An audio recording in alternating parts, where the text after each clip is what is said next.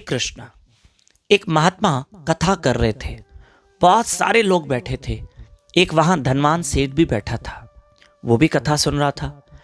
जैसे कथा विराम हुई, लोग अब जाने वाले थे, तो महात्मा ने सबको रुकाया और उस धनवान सेठ को कहा, खड़े हो जाओ। महात्मा ने उस धनवान सेठ से 3 प्रश्न पूछे। अब लोग बैठे हुए थे। महात्मा ने कहा, सेठ जी, आपकी उम्र कितनी है? पहले तो उसकी उम्र पूछी। वो धनवान सेठ लगभग 70 वर्ष का था, लेकिन उसने अपनी आयु 8 वर्ष बताई। हमारे गुरु महाराज जी प्रसंग बताते हैं, बड़े ध्यान से सुनना। उसने अपनी कमाई सिर्फ 8,000 बताई। उम्र। उसने अपनी उम्र सिर्फ 8 साल बताई, जबकि उसकी 70 वर्ष उम्र थी। लोग हंसने लगे।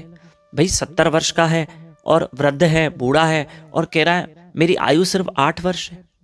सब हंसने लगे। उस सभा में, उस सत्संग में, उस प्रवचन में लोग हंसने लगे। लेकिन महात्मा शांत थे और महात्मा जानते थे कि ये जो जवाब दे रहा है इसमें गहराई है। ये 70 साल का होकर 8 साल अपनी आयु क्यों बता रहा है, इसमें कुछ राज है, क्योंकि महात्मा जानते हैं। ऐसे में महात्मा ने दूसरा प्रश्न पूछा कि आपकी कमाई कितनी है? कहा, महाराज मेरी कमाई 20,000 रुपए है। लोग हैरान हो गए कि ये तो करोड़पति है, इतना धन है और अपनी कमाई सिर्फ 20,000 रुपए बता रहा है। महात्मा से भी झूठ बोल रहा है। लगता है इसको इनकम टैक्स वालों का डर है। लोग आपस में बातें कर रहे थे। इतनी देर में महात्मा ने तीसरा प्रश्न पूछा। तीनों प्रश्न आप बड़े ध्यान से सुनना, फिर इसका उत्तर भी सुनिएगा।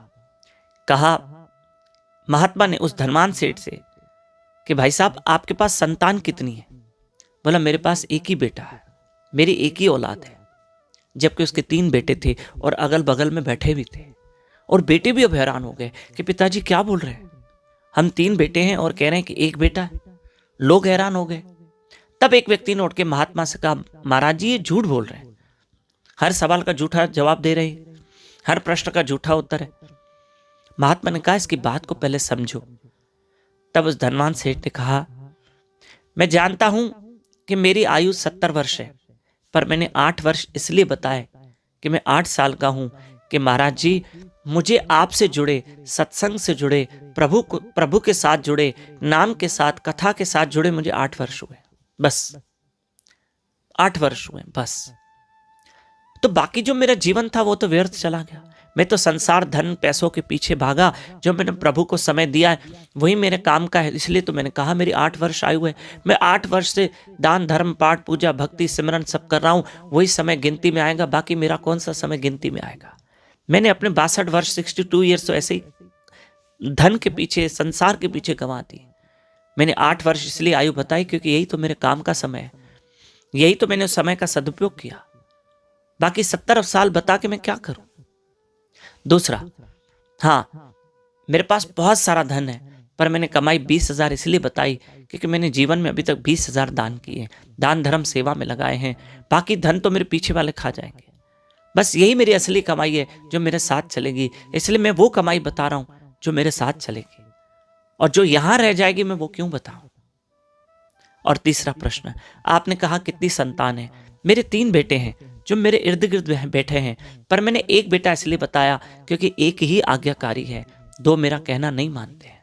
तो मैं तो वही बताऊंगा ना जो मेरी आज्ञा में है, जो मेरा कहना माने। बाकी तो 2 ऐसे बेटे हैं जिनका कहना मैं मानता हूं। तो मैं कैसे कहूं कि मेरे 3 संतान हैं? तो प्रिय बंधुओं, इस बात को समझ के चलना कि हमने भगवान को कितना समय दिया है और हमने कितनी सेवा की है, ये ध्यान में रख के चलना, ठीक है। और हमने अच्छे कर्म कितने किए, याद रखना। हमको वही हमारे जीवन में कहने का the moral of the story यही है कि हमें अपने जीवन में वही गिनना है, वही गिनती में आएगा जो साथ चलेगा। समझिए, जो साथ चलेगा वही गिनती में आएगा। हरे कृष्ण।